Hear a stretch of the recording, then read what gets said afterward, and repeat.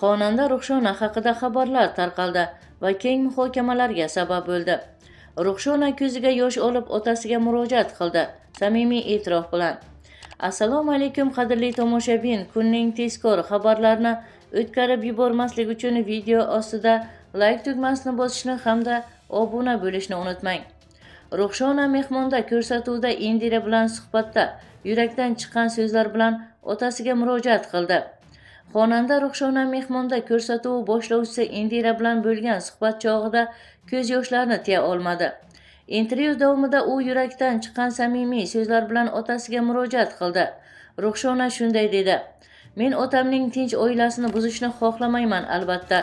U yerda tinch, baxtli va yaxshi yashayaptimi? Shu menga yetadi", deydi xonanda. "Men borib birovning oilasiga sovuqchilik tushirib qo'yishim mumkin. Shuning uchun ularni bezovta qilgim kelmaydi", deydi xonanda. "Men hech qachon otamni yomonlamaganman. Hatto yomonlik ko'rgan bo'lsam ham hech qayerga, hech kimga ular haqida yomon gap gapirmaganman", deydi xonanda Ruxshona. Xonanda so'zini davom ettirar ekan, barchasini aytib, vaziyatni tushuntirib bo'lganini ta'kidladi.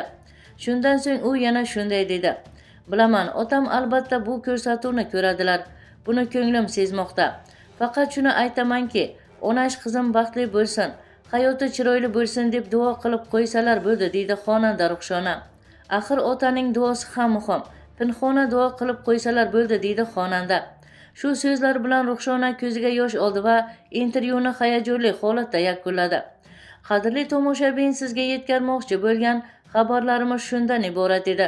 Shu va shu kabi xabarlarni o'tkazib yubormaslik uchun video ostida like tugmasini bosishni hamda obuna bo'lishni unutmang. Bizni qo'llaganlarni Allohning o'zi qo'llasin.